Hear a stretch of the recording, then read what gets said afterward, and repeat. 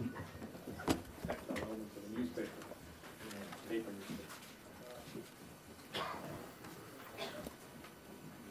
afternoon, everyone. Welcome to the State Department.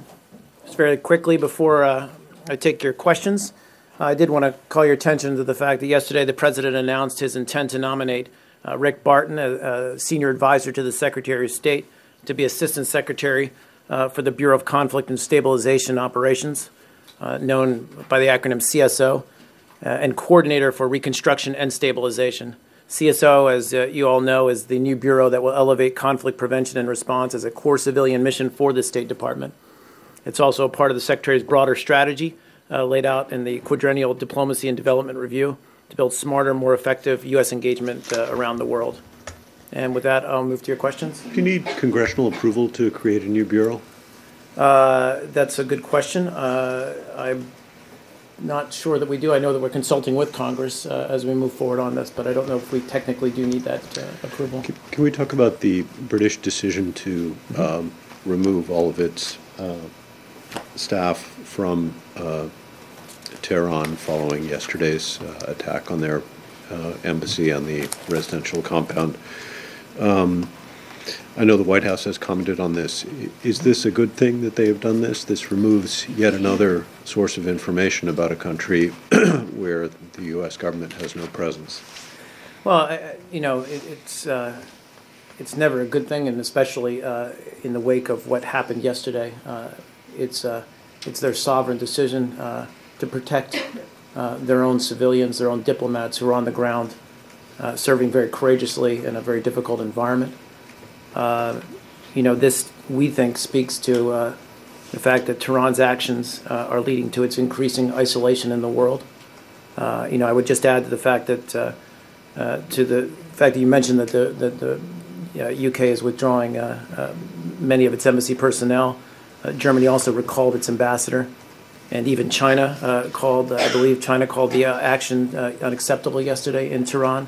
So you're seeing both a chorus of international condemnation as well as actions on the part of countries around the world that I think, again, reflect Iran's isolation. It's hard to view this as anything other than a response to the additional sanctions that were imposed last week. And in particular, Britain, if I understood it correctly, took a step that the U.S. government itself has not yet taken, in that Britain ordered all of its financial institutions not to do business with their... Rewind, you said a step we have not taken? Correct. I believe we have taken that step. Let me explain. Sure. Okay, sure. So, they, as I understand it, said all of their financial institutions cannot deal with... Well, maybe you're right. I'm sorry. My understanding is we took this a couple of years ago. Well, anyway, go ahead. their financial institutions can't deal with Iranian financial institutions, including the Iranian central bank. Does this make you think twice about the wisdom of the two-track approach, that sanctions can have such a, if the two are related, and it's hard to believe that they're not, can have such a vivid and immediate impact? Well, it's very, very hard to get into the minds of the Iranians who attacked the British embassy yesterday, or the minds of the government officials who tacitly condone this attack. To understand the motivations behind it. It was an egregious violation of their Vienna Convention commitments, and as you said, President, Secretary, governments around the world have condemned it. We have, moving to the two-track approach, the door remains open. We've always said that with regards to Iran coming clean about its nuclear program, engaging with the international community in a transparent manner to address its concerns. We've also always said that the second side of this, the other boot, if you will, is going to be the sanctions. And those sanctions are biting. And we certainly did see very significant sanctions by the UK last week.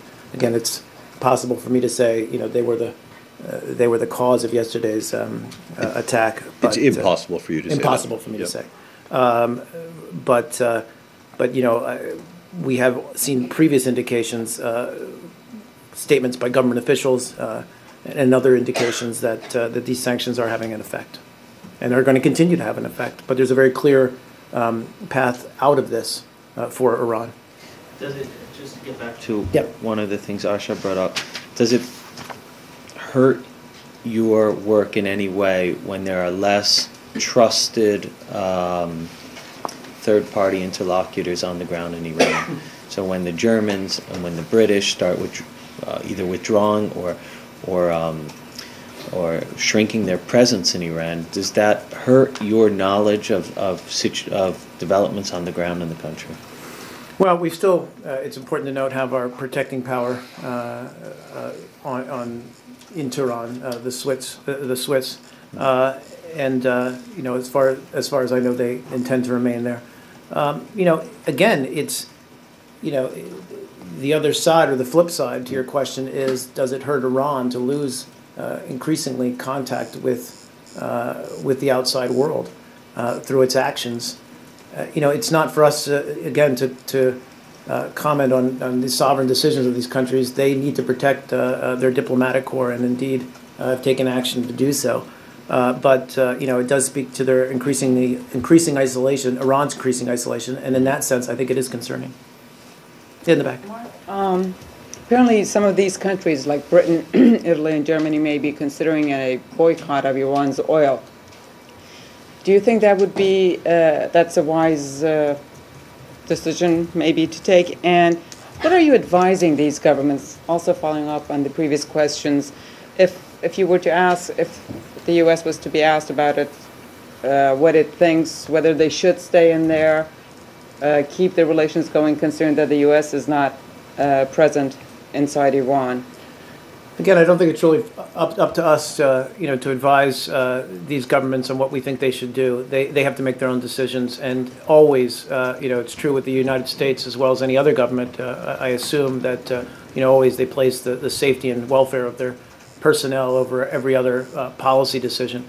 In terms of, additional sanctions that you mentioned, we're looking at new possible sanctions. We've always said that is going to remain an option as we move forward. We've already seen significant, as we've talked about, biting sanctions in place, put in place. We want to make the choice for Iran very clear.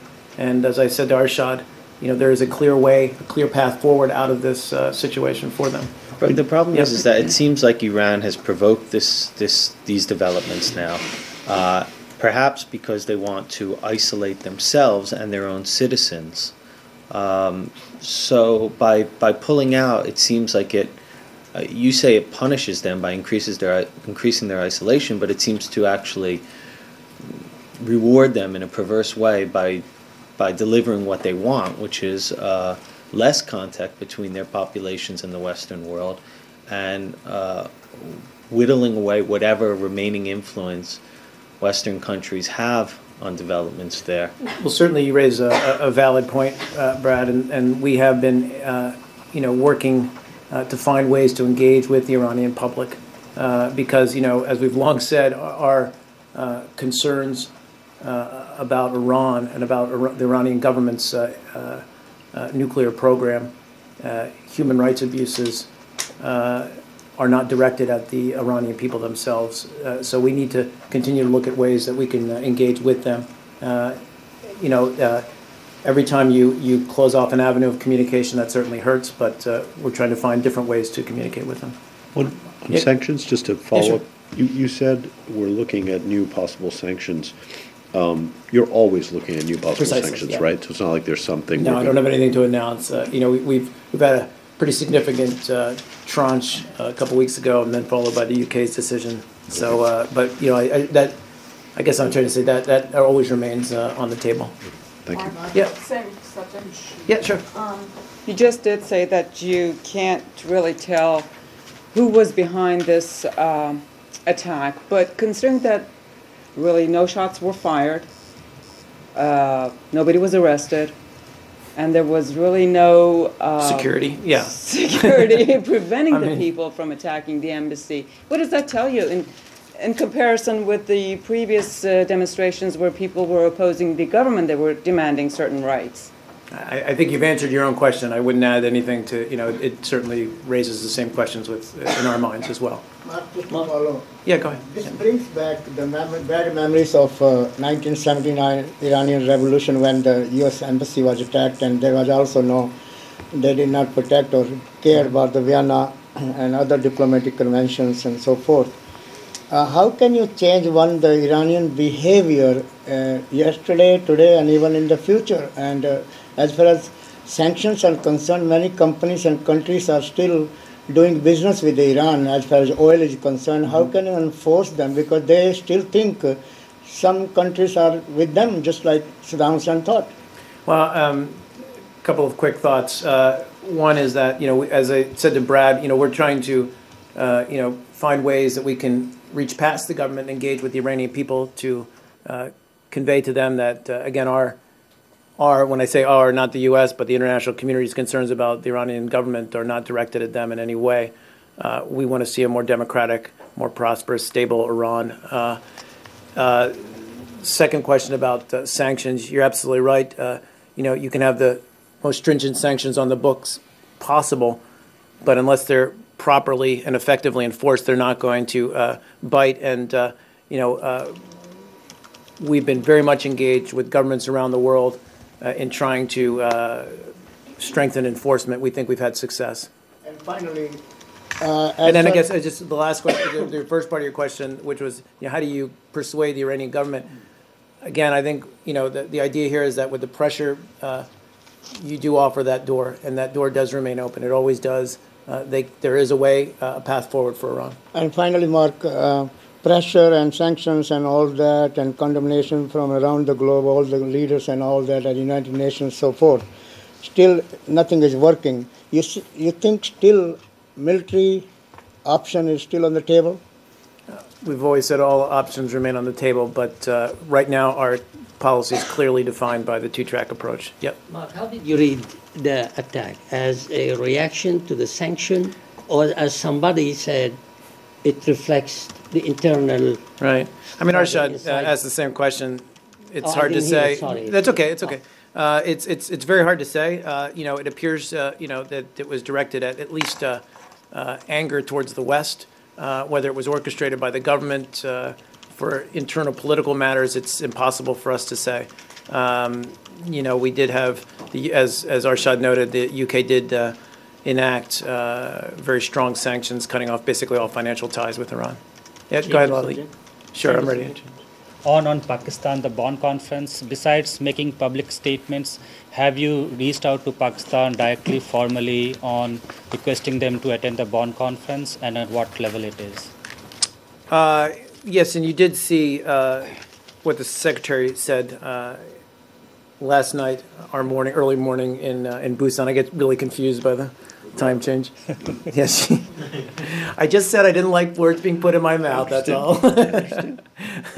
I'm naturally resistant to that. She did say it was regrettable, and she called the incident that took place between Pakistan and Afghanistan a tragic incident, and then also once again expressed her sincere condolences, and also expressed that when she spoke with Foreign Minister Carr on Sunday. In terms of Bonn, again, the Secretary kind of laid out how we feel about this. I spoke to this a little bit yesterday.